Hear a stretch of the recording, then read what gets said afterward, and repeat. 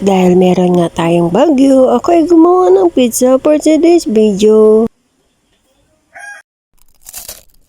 At ito ay simulan na natin, wag na nating patagalin. Gumamit lang ako ng 1 cup harina, konting asin at asukal.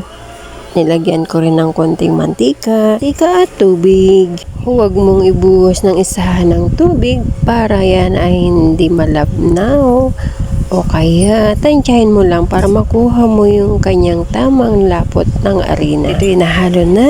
Dagdagan mo lang ulit ng kunting mantika. Halo-haloin lang natin hanggang sa makuha natin yung tamang timpla. Pagkatapos nating halo-haluin, itabi na lang muna ng ilang minuto hanggang siya ay umalsa. Pagkalipas ng ilang minuto, ito ay hindi ko na pinatagal at naghanda na ako ng dry flour at ito'y aking imamasa.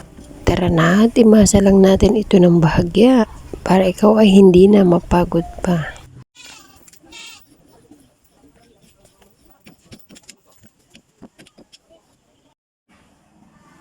At ito na nga guys, nakompleto na natin ang pagmasa.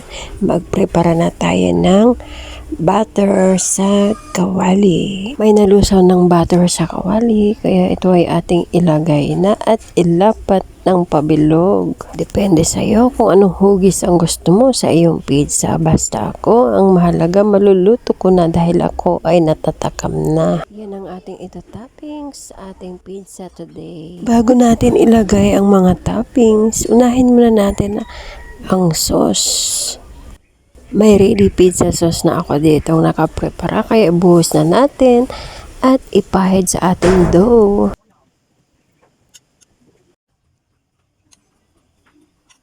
Pagkatapos niyan ay sunod-sunod na nating ihulog ang lahat ng toppings.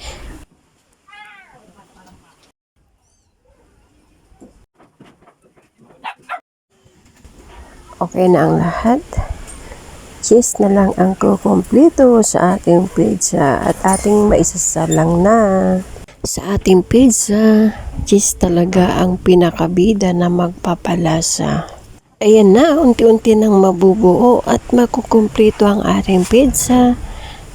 Kapag yan ay nakumpleto mo na, huwag mo nang patagalin, tara na at ating isalang na. Wala kang oven? No problem, dahil wala rin akong oven, kaya tara, samahan mo kung magsalang na sa labas. Ang apoy niya ay katamtaman lang para hindi masunog ang ating pizza. Ang aking pizza ay manipis lang, kaya baga lang ang aking ginamit at hindi ko na siya inapoyan hanggang sa siya ay maluto. Nagmamadali ka naman, pwede mong apoyan pero dapat bantayan mo, baka yung pizza mo ay maging negro. Ito na ang ating pizza. Ready na. Tara na at kakain na tayo. Titikman na natin ang pizza sa kawali. Lagi mong tatandaan, lahat ng bagay ay pwede mong gawa ng paraan.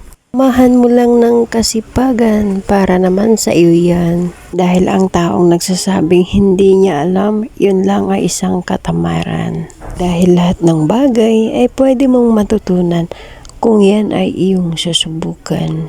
Ako na naman ay muling magpapaalam at tara kain na. Maraming salamat sa lahat ng walang sawang taga-suporta. Ingat po tayong lahat. Nagpapaalam, Bernice Journey.